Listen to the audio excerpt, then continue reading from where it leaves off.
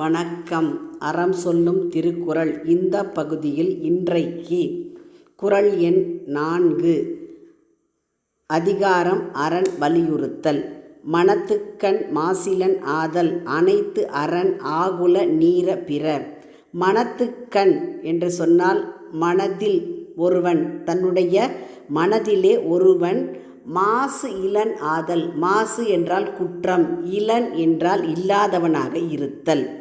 ஒருவன் தன் மனது அளவில் குற்றம் இல்லாதவனாக இருக்க வேண்டும். அறம் அவ்வளவுதான்.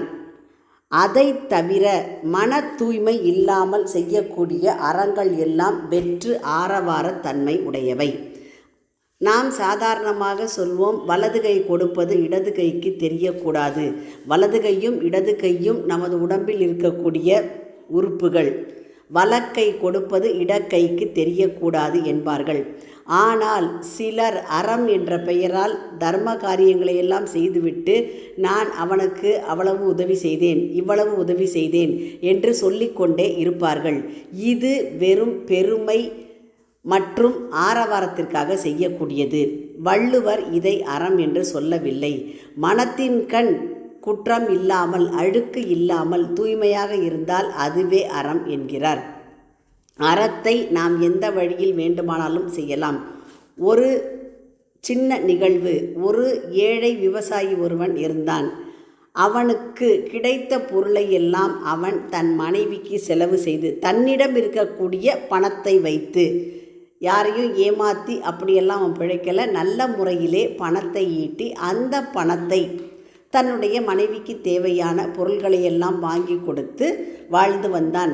அவனுடைய மனதில் எந்த விதமான தீய எண்ணமும் கிடையாது. நல்ல செயல்களை செய்து உழைத்து சம்பாதித்த பணத்திலே தன்னுடைய மனைவிக்கும் வீட்டுக்கும் தேவையான பொருள்களை வாங்கி மகிழ்ந்து வாழ்ந்து வந்தான். வள்ளுவர் சொல்லக்கூடிய அறம் இதுதான். மனது அளவிலே ஒரு மனிதன் குற்றம் இல்லாதவனாக, எந்த விதமான தீய எண்ணமும் கெட்ட எண்ணங்களும் இல்லாமல் இருத்தல் வேண்டும்.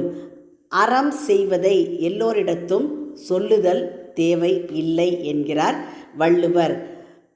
சாதாரணமாக நிறைய செல்வந்தர்கள் இன்றைக்கு நிறைய உதவி செய்கிறார்கள் என்றால் புகழுக்காக, தன்னிடம் இருக்கக்கூடிய பணத்தை புகழ் பெற வேண்டும் என்பதற்காக செலவு செய்து கொண்டிருக்கிறார்கள். அது தவறு என்பதைத்தான் வள்ளுவர் சுட்டி காட்டுகிறார். நாம் எவ்வளவுதான் பிறருக்கு கொடுத்தாலும் அதை வெளியில் சொல்ல வேண்டியதில்லை. கொடுப்பது நம்முடைய மனதிற்கு மட்டும் தெரிந்தால் போதும் என்கிறார் வள்ளுவர். அதை வாங்கிட்டவங்க சொன்னாங்கன்னா அதில் ஒன்றும் பிரச்சனை கிடையாது. ஆனால் கொடுத்தவர்கள் சொல்லி சொல்லி புகழுக்காக அதை போய் எல்லா இடத்திலும் சொல்லுதல் கூடாது. ஆகவே ஒருவன் தன் மனத்தில் குற்றம் இல்லாதவனாக இருக்க வேண்டும். அறம் அது மட்டும்தான். மன தூய்மை இல்லாத மற்றவை ஆரவார தன்மை உடையவை. ஆரவார தன்மை உடையவை என்று சொன்னால் பெருமைக்காகவும் புகழுக்காகவும் வெளியிலே காட்டிக்கொள்ளப்படக்கூடியவை. அதை செய்தல் கூடாது. மீண்டும் குறள். மனத்துக்கண் மாசிலன் ஆதல் அனைத்து அரண் ஆகுல நீர பிற. உங்கள் இல்ல குழந்தைகளின் மனதிலே தினம் ஒரு திருக்குறள் பதிய எங்கள் சேனலை சப்ஸ்கிரைப் செய்யுங்க. லைக் பண்ணுங்கள், ஷேர் பண்ணுங்கள், சப்ஸ்கிரைப் பண்ணுங்கள், கமெண்ட் பண்ணுங்கள். நன்றி.